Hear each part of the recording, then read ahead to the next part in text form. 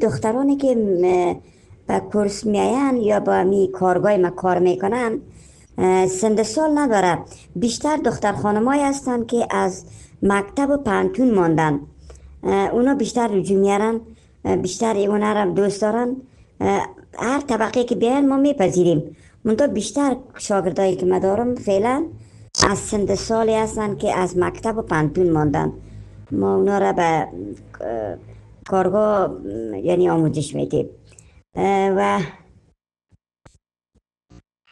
ممی مسیح خانمایی که دختر خانمایی که شاگردای ما هستن و در آموزش میبینن، یعنی چندین بار از طرف امر به معروف دکانای ما را بسته کردن که دختر خانما را آموزش ندی. بازم ما یک جای رفتیم که یعنی مزاحم نشن، یعنی چند بار هم مزاحم شدن که مثلا شما دکانایتان ما بسته میکنیم باید آموزش ندیم.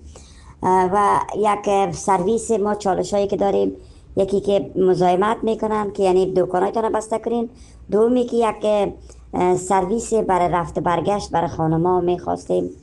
همین چالش هم هست و یک جای امن و امان باشه بهتر.